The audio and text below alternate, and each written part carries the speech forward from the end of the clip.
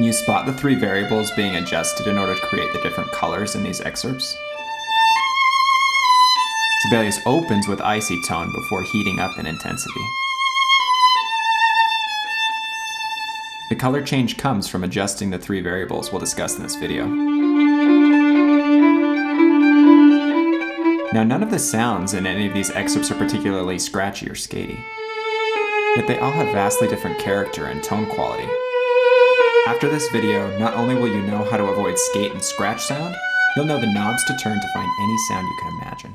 Be sure to stay to the end of the video where I will also reveal 3 additional variables that you can adjust that are secondary to these main ones. This one's an exciting one for me. Let's get into it.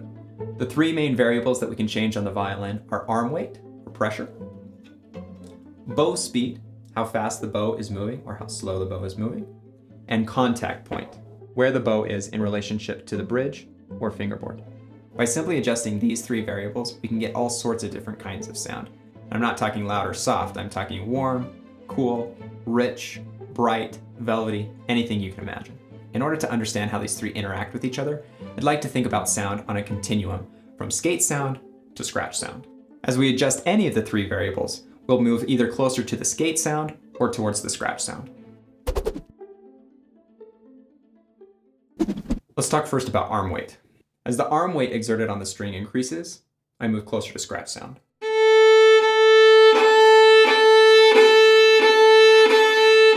Until finally the sound begins to break. Conversely, as I reduce the weight in the string, my sound moves closer to skate sound.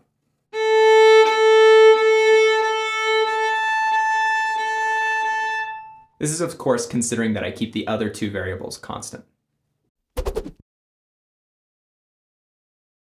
The next variable we can adjust is bow speed. As we increase our bow speed, we get closer towards skate sound.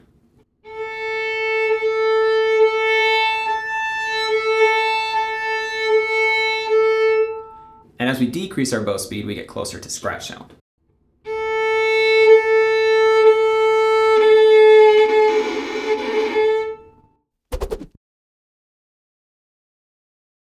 Finally, we have contact point. The closer you get to the bridge, the closer you will get to skate sound.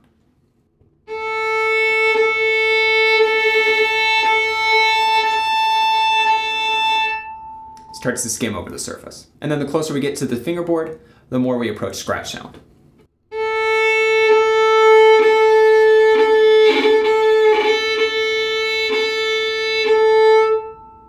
Thinking about your sound in terms of continuum like this allows you to always be able to make adjustments when your tone isn't working. Let's look at some piece examples where we can use these 3 variables in this continuum to fix some sort of unpleasant sound. Say we're playing the opening of Mendelssohn's Violin Concerto. And you notice you're getting a skate sound. We now have 3 options of how to solve that problem. We can increase the amount of arm weight we use. We can decrease the bow speed or use less bow.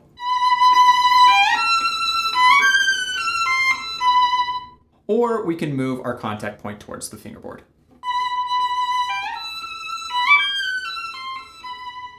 Each one of these has a slightly different flavor to it, and we can of course use a mixture of them in order to find different kinds of sounds. My preference for the Mendelssohn Violin Concerto would probably be to mostly just increase my arm weight, possibly move a little bit towards the fingerboard, but not make any compromises when it comes to my bow speed.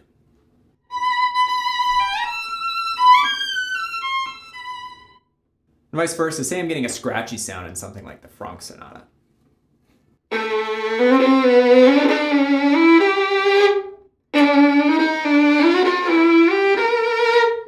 Again, I have 3 options. I can either use more bow,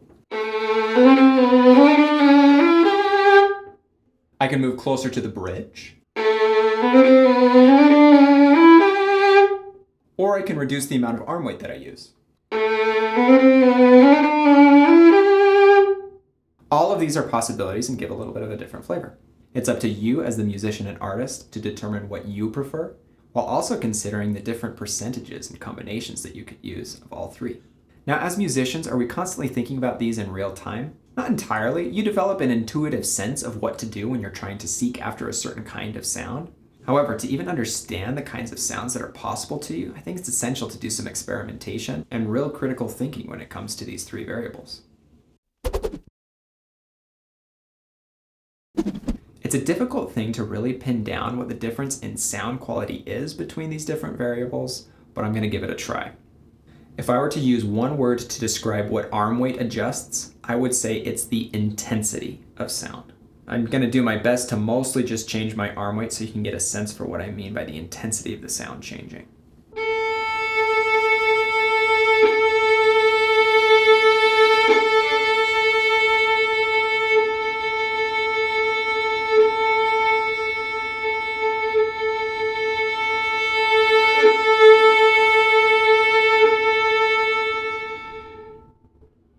My description for the dial that bow speed adjusts would be resonance.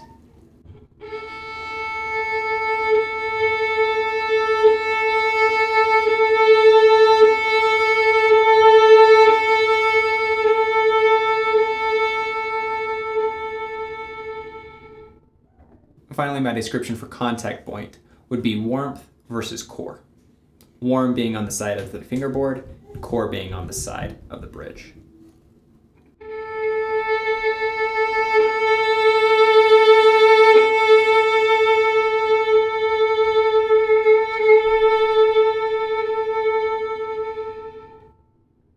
Warmth has a quality of breadth and roundness in the sound, while core has a quality of focus, brilliance, and projection. Obviously, when you have three different variables that you can adjust, there's a lot of different variation that you can find within these. The only way to truly understand the nuances of all of these variables is to do a lot of experimentation yourself and start seeking after a certain kind of sound. Often the best way to learn about the nuances of these variables is to try and have a specific sound that you are aiming for, and then to try and adjust the variables in order to find that. In order to have an idea of the different kinds of sounds that are possible on the violin, you do a lot of listening to fantastic artists and players. This step is so pivotal for anybody who wants to develop an artistic sound, because until your ear has a sense of what kind of sound it can go for, it's very difficult to find that sound.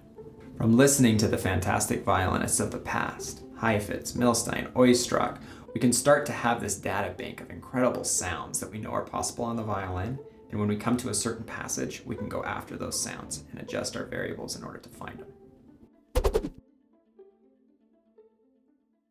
Alright, so I promised that there would also be 3 additional variables that you can adjust. These 3 are not as foundational as the first ones that we've talked about, but they also do have an effect on your tone production. The first is bow tilt, or how much of the hair of the bow is actually touching the string when you pull. The flatter the hair, the more core you will get, and the more tilted the hair, the more cush and velvet you're going to get in your sound.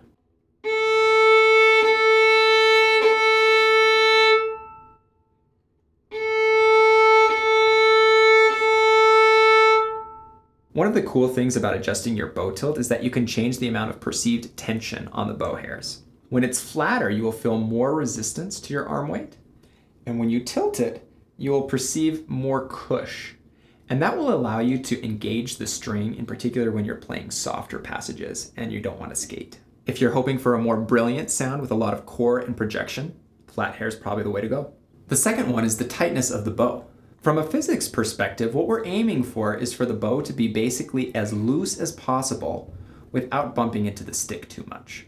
The looser the bow hairs are, the more potential they have for curling around the string and getting maximum engagement.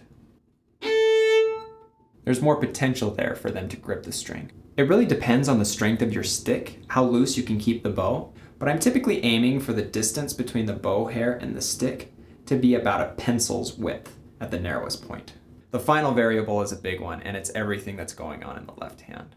This includes, of course, vibrato, which massively changes the quality of sound, but it also includes things such as how hard you are pressing with the fingers, and whether you're using the tip of the finger or the flatter, fleshier part of the finger.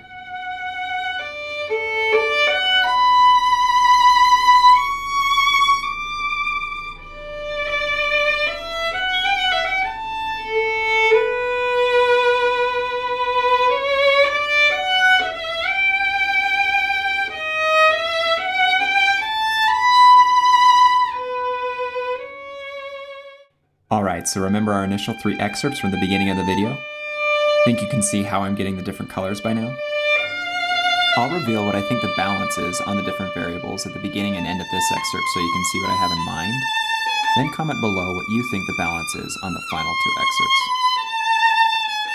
Understanding the three core variables of weight, speed, and contact point is pivotal for any violinist trying to develop an understanding of colors. However, it won't fully unlock that soloistic projecting sound that we're all after. In order to attain that goal, check out this video on the last secret of tone production, leaked to me by President of Curtis Institute of Music and legendary player Roberto Diaz.